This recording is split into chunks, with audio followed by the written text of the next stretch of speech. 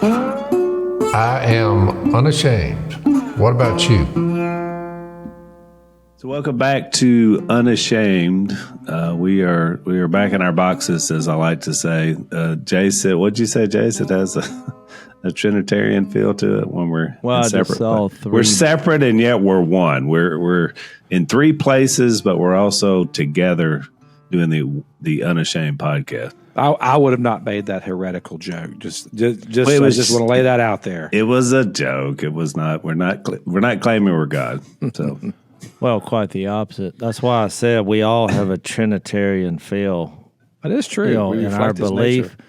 Well, but our problem is our three aspects are me, myself, and I. Yeah, true.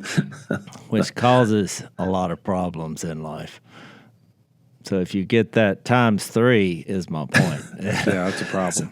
Zach, you were telling us before we came on, we have a lot of experiences this last week to talk about before we get rolling today. We're finally going to get back to John 8 today. It's going to happen. So I'm going to make sure it happens. But before we do, there's some things that happen. Well, we don't have to get into everything, but I do have a story that I'll tell you that I'd love to get your thoughts on, because I'm not a conspiracy theory guy. Let me just start by saying that. Like, I'm the opposite of that. I don't buy into a lot of them. I'm very cynical when it comes to conspiracy theories. But I had a moment this weekend where I thought this might be an alien invasion. Really? Oh, boy. Yes. Does this have anything to do with Bigfoot? No, but I got something. Were there any blurry creatures involved? Because we had those guys. You know what? That's who I should have called. Yes, that's who you call. I called Chad Robichaud. I should have called Luke, one of those guys, Luke Rogers. Yeah. But I called Chad Robichaud because he's working on like a paranormal documentary type show. And so I called him to ask his thought. But so this is what happened. It's Saturday night, actually Saturday afternoon. The power goes out in all of like our area of Western North Carolina. Not sure what happened. Like it's out everywhere. And later on, we had some baptisms that night. That's a whole other story, and maybe I'll tell on the next episode. But that night, the power didn't come back on until probably 11:30. But about 9:45, it was pitch dark, and there's no light. You can see the stars, because there's no light pollution. Yeah. Okay, listen, there was a steady stream for, I'm going to say, probably 45 minutes in the sky of these green lights. That they looked like airplanes, but they were like they weren't blinking, and all the lights were green, and they really looked like stars. That's probably a better way, like high up, but not quite outside the atmosphere. And they were in a single file line at first, and for 45 minutes, just one after another, of just probably 70 or 80 of these green lights. They just crossed the sky and then I started to see them come from other directions where they would kind of intersect. But I bet I saw a total of 100 in 45 minutes. Small green lights. What do you think that means? Well, I have a couple of questions that I think would be helpful. All right. Number one, did you have your glasses on? I did not have my glasses on. Oh, but I see a theme. But I had witnesses. I had a bunch of there's about 8 or 10 teenagers outside who have great eyesight, and they're like, "What is that?" Yeah, because it's like when we had the blurry creature guys on. Yeah, I wanted to ask something, but I thought they might get offended. What were you going to ask? Well, I really wasn't going to ask it. I was just going to make a statement. Just at some point when they got into some of this stuff. Yeah. I wanted to say, have you ever thought about trying glasses? Yeah. Because, blurry creature. I mean, when things are blurry, I put some, like right now, these words are a little blurry. But look, when I put my glasses on, yeah, it's clear. Cleared right up. Well, but here's the thing. So I saw it, and then there in Black Mountain, they have this which this needs to be a reality show. It's called the Black Mountain Exchange. It's like a local Facebook page. I don't get on Facebook, but because they canceled my account, that's a whole nother story. But it's like an exchange where all the local community gets on to have conversation and swap things and sell things. That's a great place to figure something out. internet chat room. Oh yeah, so it was a chat room. There's a thin line, very thin line between finding out right information and pooling ignorance. Well, they never came to the conclusion, but it did at least other people saw what we saw because it was a conversation. And so I'm thinking you have a blackout, you got some unidentified objects in the air. I'm thinking EMP attack by aliens. Yeah. And this is we're about to get into something. Well, it just kind of goes against the theme of the Bible. I don't ever read that place where all of a sudden we're going to have an alien invasion. Yeah. What's ironic though is I read a series because I like some of that like post-apocalyptic series, and there was one that was based in Black Mountain, North Carolina, Montreat, actually. And it was a 3-book series, I think, and it was about an EMP. Oh, that's pulse. called 1 Second After. They're making a movie out of that. Really? Yeah, so I know the guy who wrote it. He's a professor at Montreat. The book series is outstanding, and it was but in the book, well, I don't want to spoil it for everybody, but it's a country that does it, and like we're under attack, so that's kind of. Well, my take on I never gave you my official take. That was just one question. What was your second question? Were you going to ask? The second, it's kind of like, look, I'm not known as a very intellectual type person, so I'm going to use you an illustration. I'm going to use an illustration that I think is helpful, and because a lot of times when we're duck hunting in a duck blind. Yeah. We have a lot of arguments over the same question. Why do ducks flare? And because people start saying, the ducks, they'll make 2 circles and they won't come in. And so all these theories, these conspiracy theories come up about why they won't come in. And I mean, you should hear these things. Oh, you're right. Al, how many arguments? Oh, my goodness. I'm talking about infinitum. I mean, it just, they never end on what it is. And Dad was the king of the conspiracy. Oh, yeah. But I made a rule, and I don't know if I got this.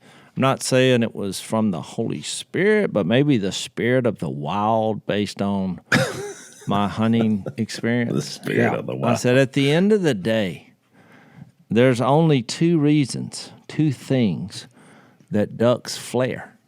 Do you know what they are? The 2 things? Movement would be one. There's 2 reasons why ducks flare.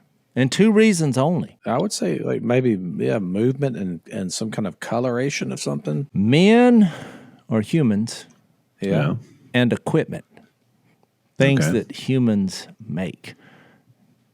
So if you think about it, these are things that come in that is not in their setting. It's not natural. Predation. It's not natural. To their habitat. So what's the connection to I don't understand the connection. Well, if you don't see that connection, I can already see it. I'm so simple. I came to you with such a simple explanation that it literally went over your head. Yeah, I don't get it. So when you look at the sky, he's saying you have think, 2 options. Oh, what is that? Well, I'm going to give you the answer. It was either men or equipment, perhaps both. Well, it's not men by themselves. Well, there may be men in the equipment that men made. When you you think it was some type of airplane? It wasn't airplanes. I mean, I'm thinking maybe drones. No. You jumped to airplanes. I gave you the answer. It was something by man's design. Oh, it was definitely by man's design. I'm just trying to figure out. I don't think it was aliens. Let me just stop. I mean, you said that right. You said that at the beginning. Well, I think I've proven my argument here. And but what kind of man would put 70 to 100 flying objects? Like, what's the agenda? What's behind that? That's weird. I'm sure it was probably a meeting of men that produced what you saw. There was a meeting. Hey, I got an idea. Let's get, and whatever the equipment was, line them up and go take care of it. Did they ever solve was it an extension of the East Coast issue north of you, Zach? No, you're talking about the New Jersey situation? What did they ever say that was? There was another object that came through that looked like the one in New Jersey. I don't, because one of the kids brought that up and said, look at the picture of this. And I said, that looks exactly like the big one that came out. There was a big one, and then there was about 80 to 100 small ones. Could it have been equipment that men had made? Well, I think it was equipment that men made. The question is, what's who the made argument? it? Why is it there? Yeah. I mean, that's a lot of traffic to be coming over your house at 9:45 at night. Well, that was the question the New Jersey people had. And then the other thing I thought is this happening all the time, but yet the light pollution has prevented us from seeing it?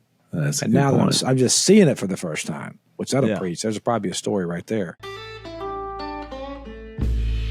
So prices are definitely going up on just about everything, which is why I'm constantly looking to cut the budget. I don't know about you guys, Al. What about you? Do you actually look at your budget? Got to look at that bottom line, Zach. You know, money doesn't grow on trees, so I'm trying to keep it trim. Well, I'll tell you one of the ways that I've saved money recently is I downloaded the Rocket Money app. It's a personal finance app that helps you find and cancel your unwanted subscriptions, monitors your spending, and helps lower your bills so that your savings can grow. I can see all my subscriptions in one place, and if I see something I don't want, well, Rocket Money can help me cancel it. When I installed the Rocket Money app, I actually discovered that I had multiple subscriptions of the same exact service. I'm like, how did I not know I was actually paying 2 and 3 times for the same exact service? I didn't even notice it. But when it showed up, when I entered all my information in, I was able to cut several of my subscriptions, saving lots of money for my family. Rocket Money's dashboard gives me a clear view of my expenses across all my accounts. Rocket Money will even try to negotiate lower bills for you. They automatically scan your bills to find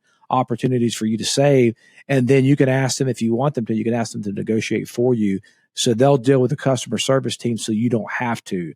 So Rocket Money has over 5 million users, and they've saved a total of, listen to this, $500 million in canceled subscriptions. I mean, that's massive, which is saving members up to $740 a year when they use all of the app's premium features. So cancel your unwanted subscriptions and reach your financial goals faster with Rocket Money. Download the Rocket Money app and enter our show name, Unashamed, with the Robertson Family in the survey so they know that we sent you. So don't wait. Download the Rocket Money app today and tell them you heard about them from our show. No, it's probably too many sci-fi movies as a kid and alien type movies. You are of that generation. You're either being influenced or you're influencing. So my question for the audience, though, is I know that have you seen something similar in your neck of the woods? And here's the next question: do you know what it is? Yeah, I'm curious. Yeah, we want to hear your responses. Unashamed Nation. Go to your places where you get information out that we eventually find. We want to hear that because I'm sure there's some interesting theories out there among our crew. Since I've already given you the answer, that kind of took the sting out of that. Well, we know it was man-made. We don't know what it was. We're trying to figure out what men, Jase, what men made it. It's like, I have no idea where you're going with this connection. I'm like, could it be that somebody built this and sent it? On the flip side of it, though, on the good side of the evening, was Jill got a call right before it turned dark because the power went out, and these girls were having a retreat at a Ridgecrest Conference Center. You want to go ahead and give them the address so they can go check it out? What, Ridgecrest? No, we're not giving addresses out. But they give him a lot of details. No, it's like I always think back to my dad when he used to give his address out in any kind of public national setting. television. Like, Phil, why don't you go ahead and invite them for supper? Well, they showed up at his house too. But no, these girls came over. They knew Jill, and the girl has a ministry where she ministers to college age students. They had a retreat, and they were having a bunch of baptisms, but the power went out at the camp they were at. So then she called Jill and said, "Hey, can we bring some girls over and use y'all's pool to do some baptisms?" So we end up having about 5 or 6 girls get baptized in the pool at our house on Saturday night. And then we had another group that got baptized after church on Sunday. So we we had a whole baptismal weekend as well. Well, that's It was I like awesome. baptismal weekends. Those Was are it awesome. baptisms in the dark? Baptisms that they all took their phones out and turned their flashlights on, and everybody, 50, 60 girls shining the light into the pool, and the collective lighting actually lit up the pool. Well, And see, then- look, if a neighbor happened to see that, right now they're having a different conversation. But they're like, I saw something that I can't put my finger on. It could be an alien invasion. There were these little flickering of light, like Yeah. fireflies. Oh yeah, But then I heard this huge sound of like splashing water, and they And were then like, singing. and people cheering and singing. crying out. So it was like some kind of weird supernatural phenomena, which would be technically correct. And there was an invasion from the Holy Spirit. He It was an came and invasion. That's visited where our I'm presence. going with this. That's pretty good. I like this. Turns out it was some women giving their life to the Lord, and they were lighting it with their phones. It was powerful. It was a cool moment. Well, you know, it's funny, awesome. Zach, you said that because Phyllis is down here. She and her Missouri siblings, and I'm not sure what I told him yesterday. It says weird what to call you because we're not really connected, but they're siblings in some way. And so she was telling me about a new painting that Tony is working on. And so our old friend Cade, who's the new guy at Duck Commander building duck calls, who's from your area, he's from Lake City, Zach. Yeah. And I don't know if you met him yet, but he's a great kid. Knows duck calls, just, super, super kid. But he's kind of got a beard and long hair. So Tony got him above the water, and then Tony got in the water, and he said he weighted himself down where he would have to go to the bottom. And he took pictures of Cade reaching into the water. He's trying to produce a painting ultimately from a photograph of Jesus reaching down to pull Peter, out of the water when he's sinking, in that famous scene. So just her description, he wasn't quite ready to show us yesterday because we FaceTimed him. He's not here. But I'm intrigued. I'm like, oh man, what an awesome perspective! Like from Peter's perspective, I've sunk in the water, but Jesus is reaching into the water to pull me up, which is pretty cool. Yeah. That is Which pretty makes me cool. think there's a thin line between capturing a picture of Jesus rescuing someone out of the water and dying at sea. Trying to capture said picture. Because you're right. If you weight yourself too securely, Well, I heard that millstone tied around the neck, but I'm going to try. There's another story about that. well, it's funny because Cade told him, he said, well, Tony, if you would just let all the air out, you'll sink. And Tony said, yeah, but I need that air. He needs to get some scuba gear, man. Yeah, I don't know how exactly. he's taking pictures in the water in Louisiana. The water, that water's like black. Exactly. He Yeah. must I have don't know how been in you're a, going to have a clarity issue, in my he opinion. must have been in Especially a pool. Flood times, which we It is. have. Hey, he is. What's Whoa. the guy's name again? The guy, Cade. Tony? Cade. Yeah, Cade. Okay. They need to go back down to Cade's neck of the woods. You can go down to one of them springs in North Florida. The water's crystal clear. That's where you take Oh, that picture at. that's beautiful down there. You're right. Well, John 8. Are we doing John 8, Al? We're doing John 8. You Let's said we do were. John 8. Y'all want to? Let's go. This John 8, it's a handful. It is. Well, let me It's reset. pretty deep. There's a lot of deep. I think the scholars call them hyperlinks. There's Yeah. like thread lines here that go all the way back to Genesis. And you're talking about the whole chapter. Yeah, just in Yeah. various places. It's like, wait, what? I mean, I think I studied this for a few days because you just keep going down rabbit trails that are very enlightening. I say that with because light is going to be one of those themes here. I thought about that when Zach said that a minute ago about the lights and the baptism. Light is such a big theme here. By the way, I met a guy at an event, which I'll tell you about in the next podcast, a veteran event, and he makes these track chairs for disabled. He had a kid that was disabled, but he makes these chairs, and so a lot of military guys get them. He's a wonderful guy, but he's a huge Unashamed listener. And he told me, he said, you guys and what you're doing especially in this study in John, to tie in the Old Testament has been the best study of my life, is the way he put it. So I Thank thought that the was, Lord, because it's so much work.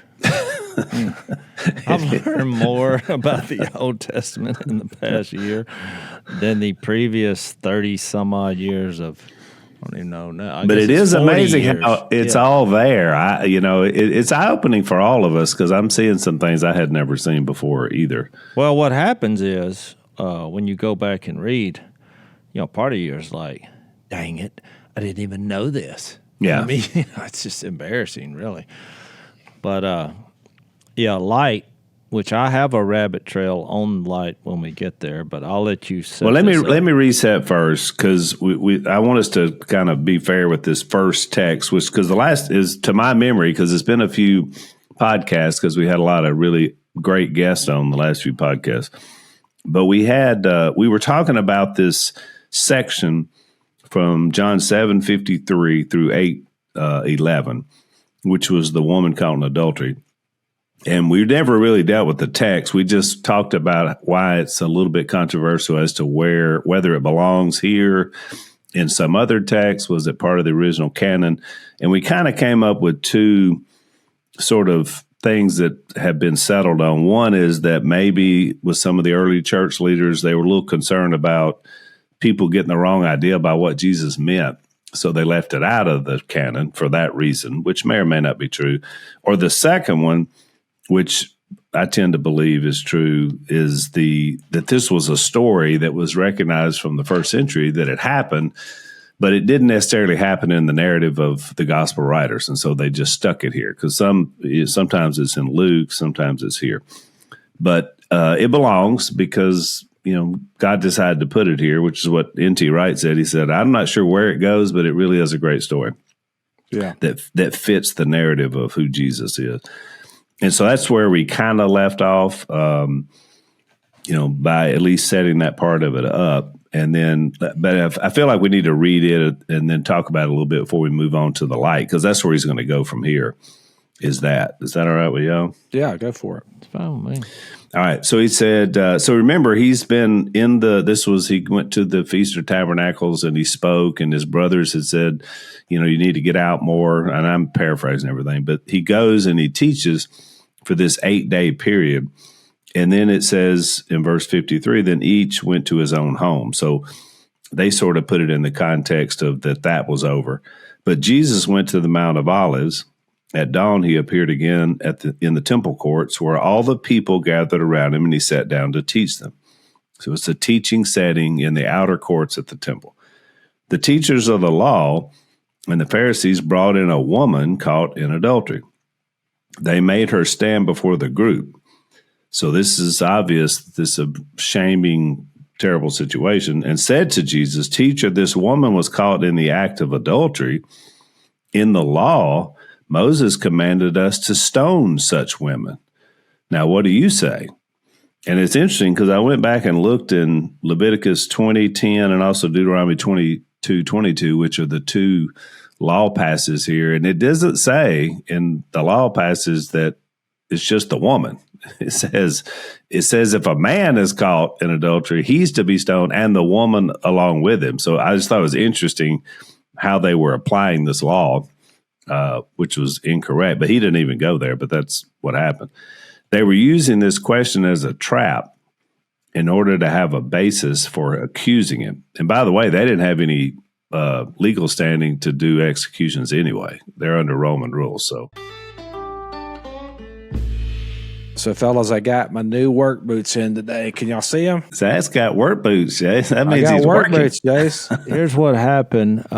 We have a new sponsor, Brunt Workwear, Which, by the way, is the best name ever. The Brunt. I love it. Yeah, those are nice. I'm going to go out on a limb and say the most work you've done today is when you just held up your leg for me to see your work boot. Well, every worker deserves his wages, and so I got paid with some Brunt work boots. I wear them everywhere. They're super comfortable, high quality, and apparently stylish too, because I walked in last night to a room full of college kids, and they said, look at your fit. I didn't know what a fit was, but they said, your boots, those are awesome. Where'd you get those? So I'm a big fan of these guys. This is absolutely amazing. I've been wearing them. Brunt isn't just about work boots. They have a full range of durable, reliable gear built for tough jobs. They've got heavy-duty work pants, weather-resistant jackets. You got to check them out. The founder is a guy who grew up as a blue-collar worker. He started Brunt when his friends in the trades encouraged him to start a workwear brand that was built for them. So for me, it's easy to see why the Brunt Marin boot are their best-selling boot of all time. this pair I'm wearing right now.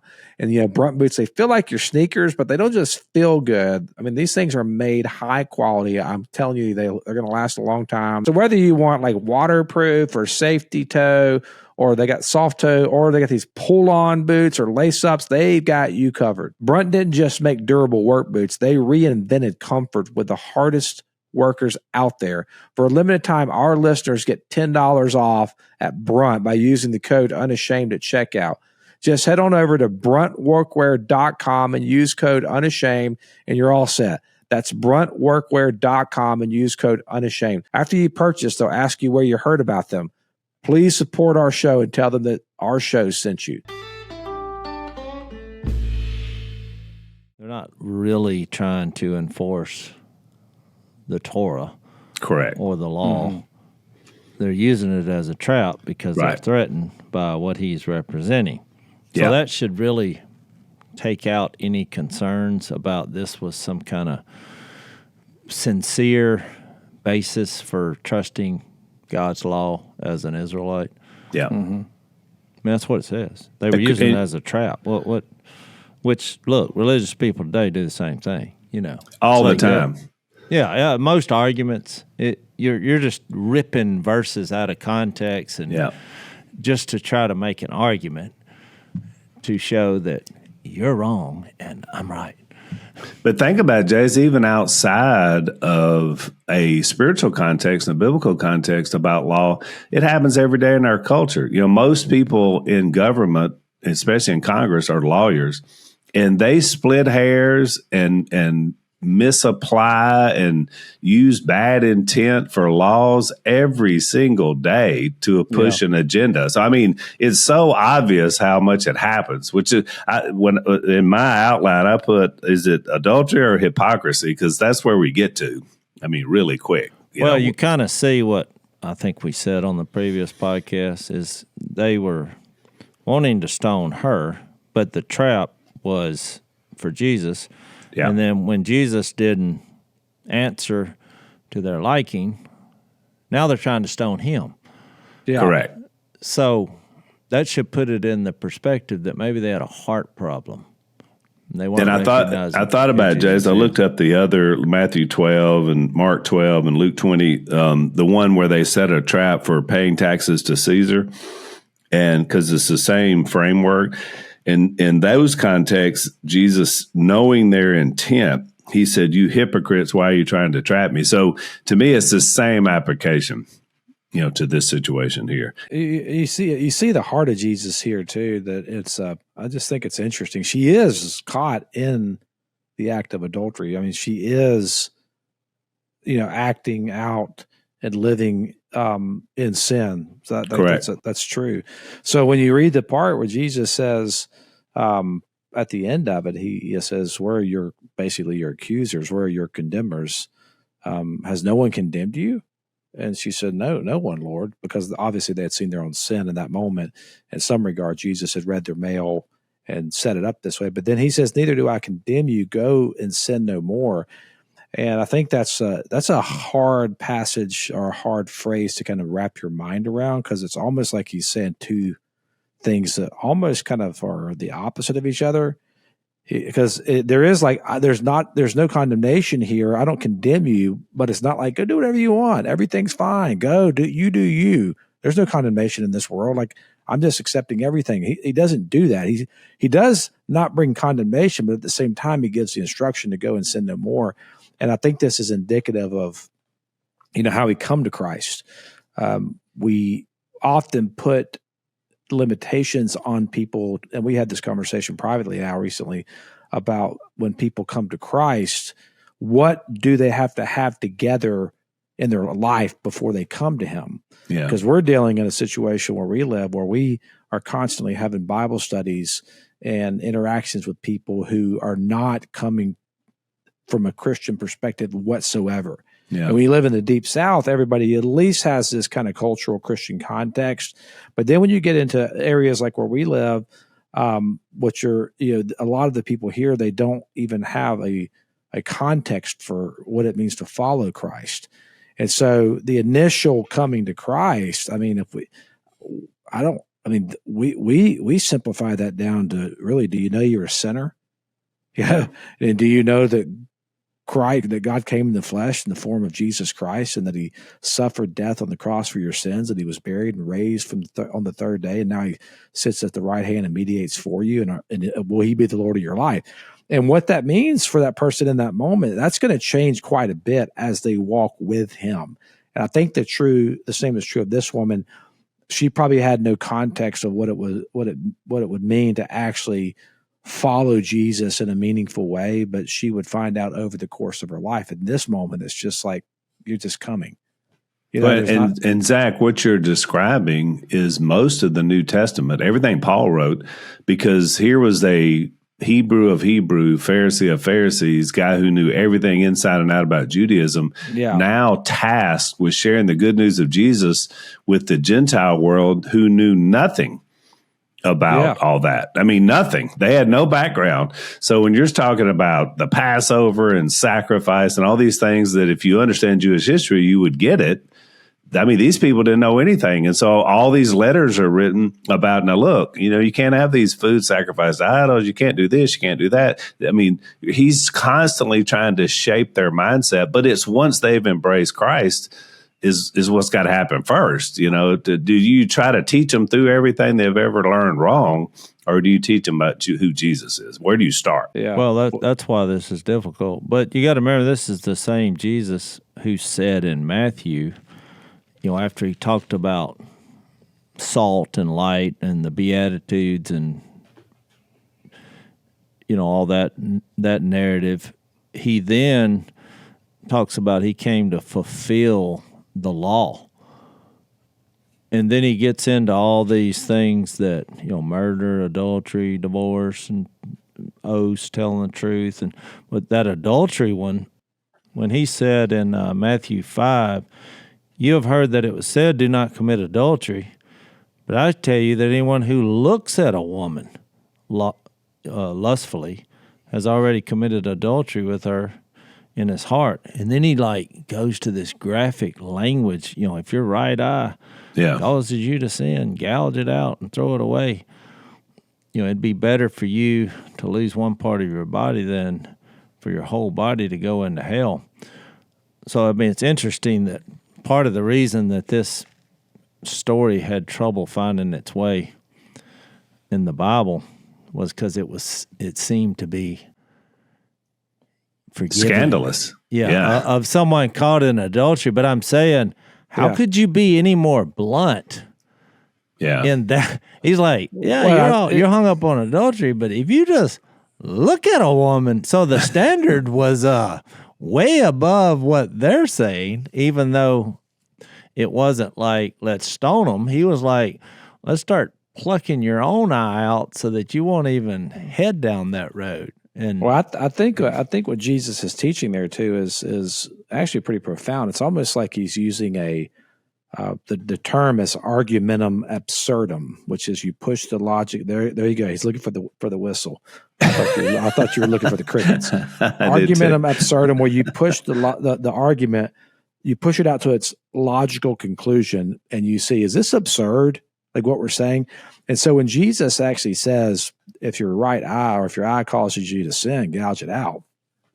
The point is that your eye doesn't cause you to sin. What causes you to sin is what's in your heart. Yeah. And so the Sermon on the Mount. It wouldn't do you any good to it wouldn't do you any good.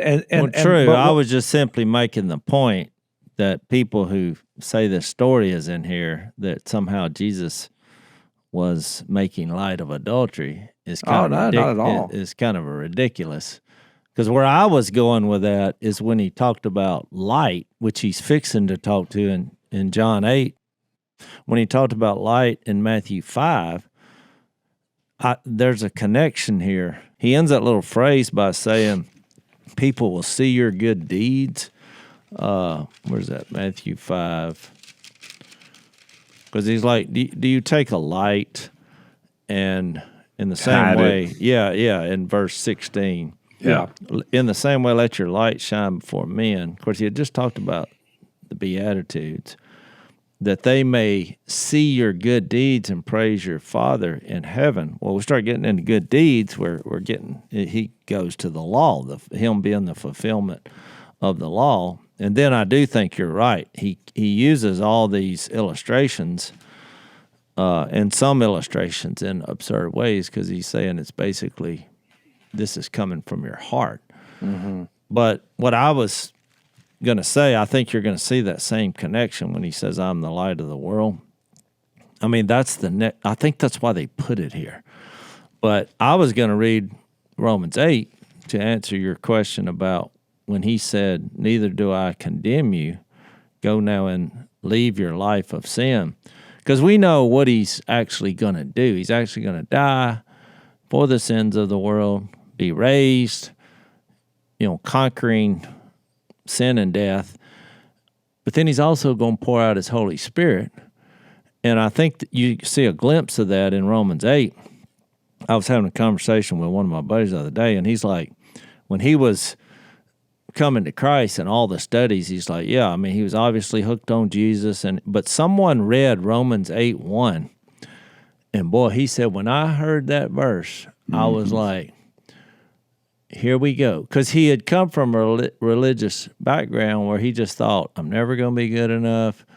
I can't, there's no way. He kind of got the conviction of sin to a point of there's no way out of this.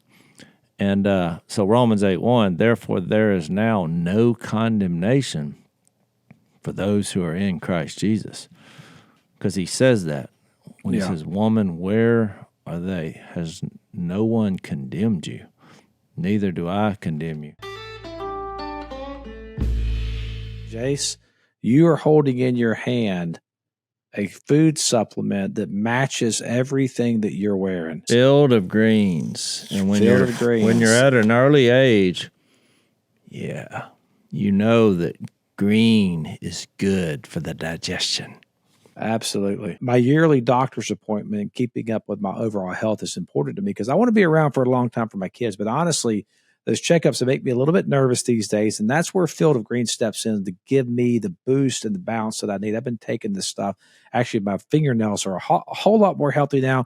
My hair's doing better. Everything is better. There's one simple lifestyle upgrade that we can all make, and that's Field of Greens. You can enjoy a delicious glass of doctor-formulated Field of Greens every day, and you're going to feel amazing. Plus, your doctor will notice your improved health, or here's the thing, you get your money back. That's a big deal and a bold claim. One Field of Greens customer said that the best blood work I've ever had in a decade. My doctor said, whatever you're doing, keep doing it. Another one said, for the first time in years, my cholesterol numbers are normal. One mother said, after Field of Greens, my hair, my nails, my energy, and blood work are all better. How can a fruit and vegetable drink promise better health? Well, each fruit and vegetable in Field of Greens was doctor selected to support vital organs like heart, liver, kidneys, metabolism, immune systems, and also healthy blood cells. I take this every evening right before I eat my dinner, and I feel a lot better. I'm sleeping better. So if you would like to get started and try Field of Greens, let's get you started with 20% off and free shipping. So visit fieldofgreens.com and use code Unashamed. That's fieldofgreens.com, code Unashamed. There's no condemnation for those who are in Christ Jesus, because through Christ, well, then he starts talking about this law again. The law of the Spirit of life set me free from the law of sin and death. For what the law was powerless to do, in that it was weakened by, and this word is hard to translate into English, there's various versions, by the flesh or human nature, sinful nature. Mm-hmm. God did by sending his own Son in the likeness of human nature, sinful man, flesh, to be a sin offering. And I think this is the key phrase.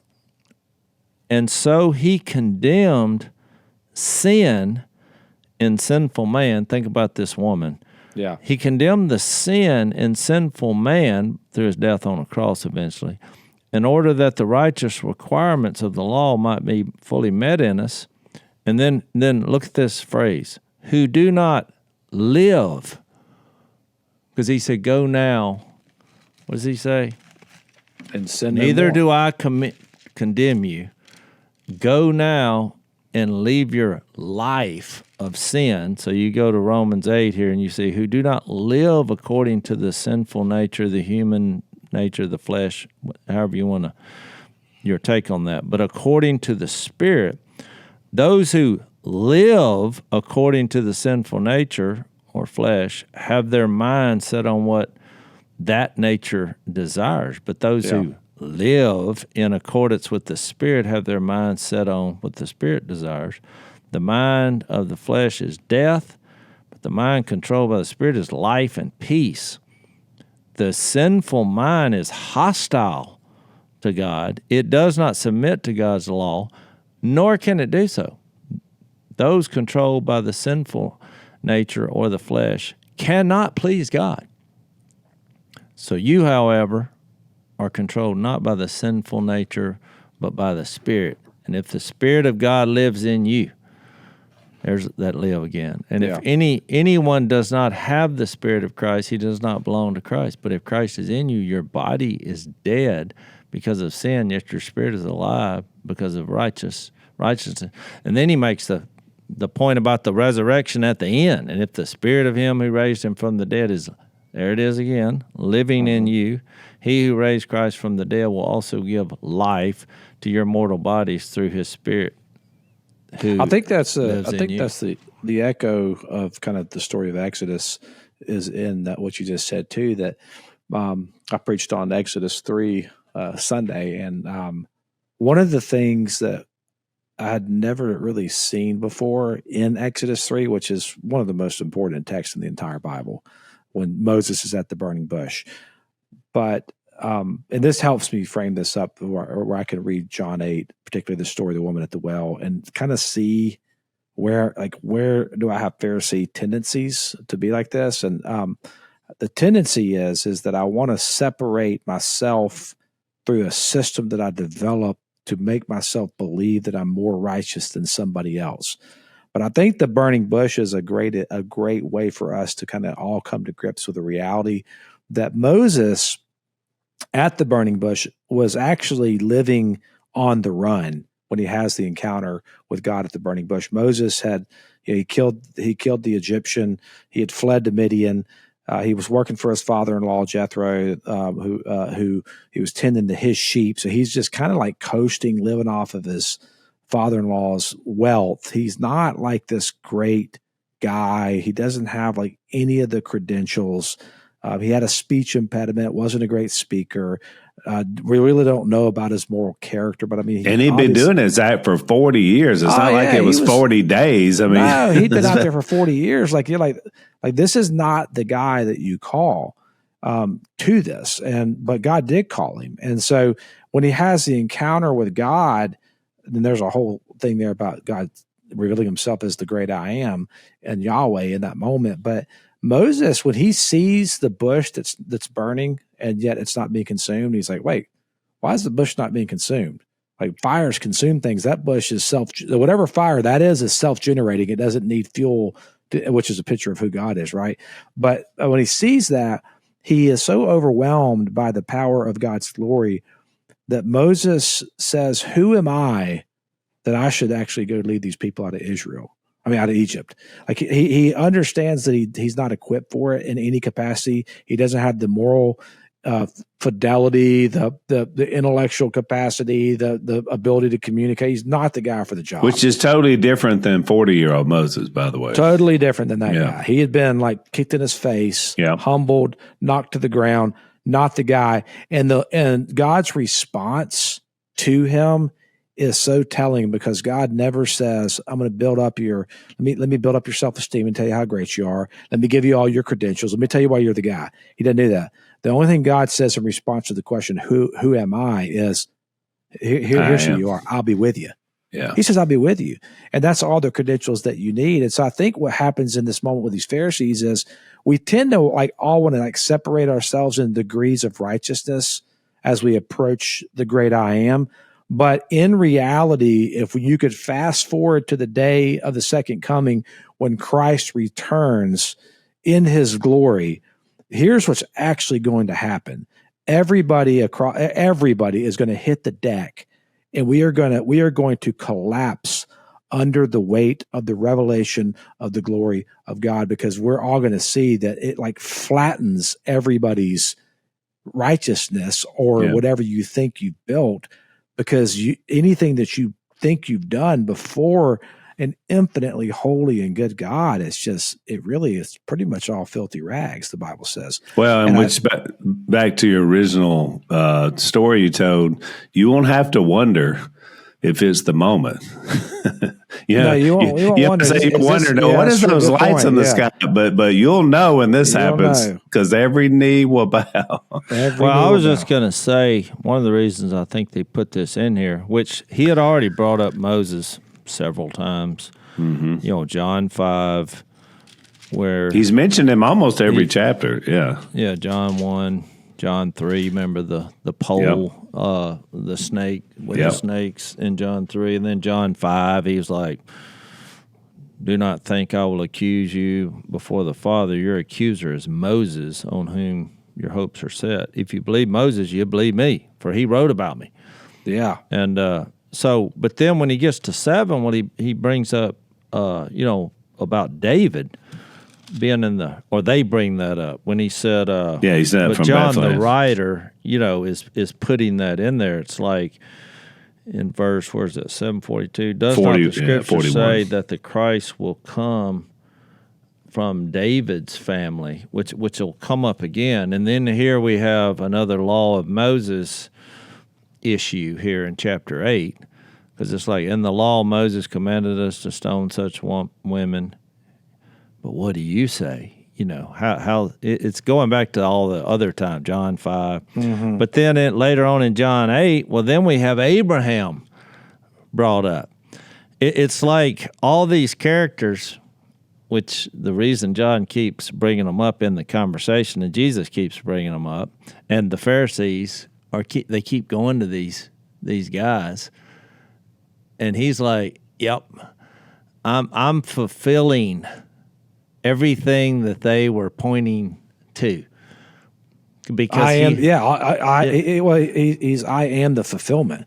And isn't it John 8 that he actually says before Abraham was, I am? Yeah, that's how he ends it. I mean, that's we're getting to that. Well, I was just making the point. They keep going back to these characters, and he's like, "Yeah, this is here I am. This was the result of all that."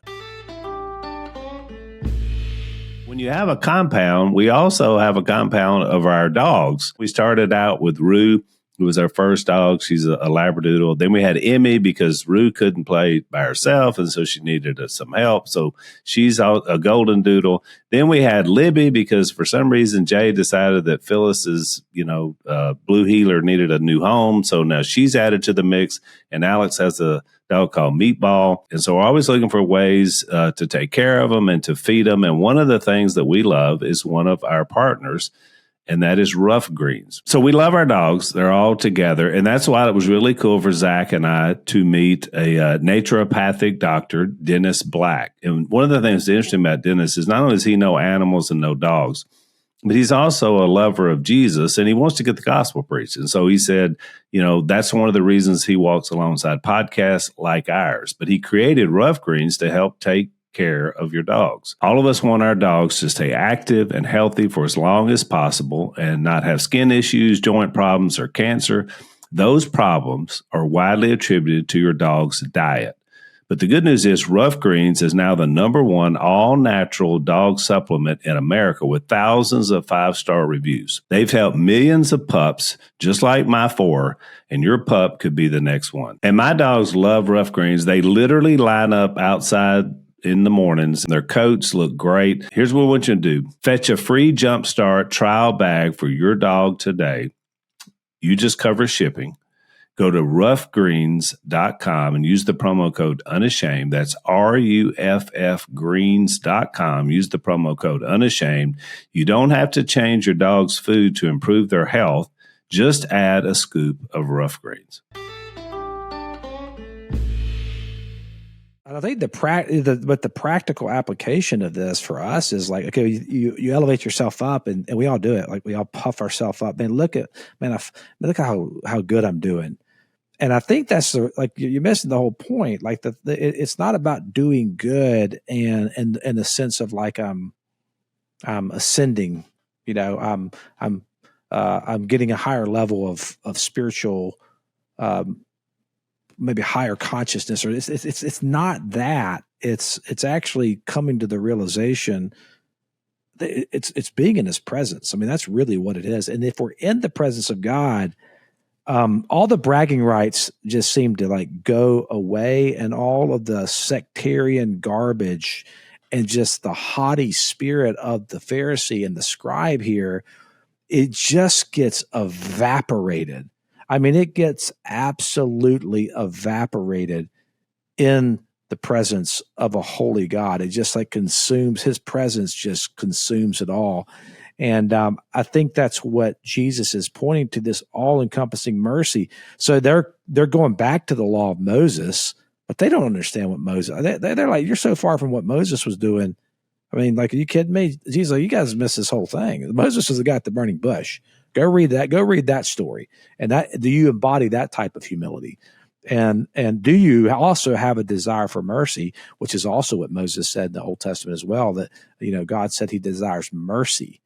And I think that they're not displaying that at all. Well, that's the dirty little secret. What they didn't plan on their way to entrapping Jesus, was that they were actually confronting the only person on the planet that could condemn this woman or them or anyone else. Yeah, good point. And yet He chose not to. Jase, when you were reading Romans 8, I went back to John 3.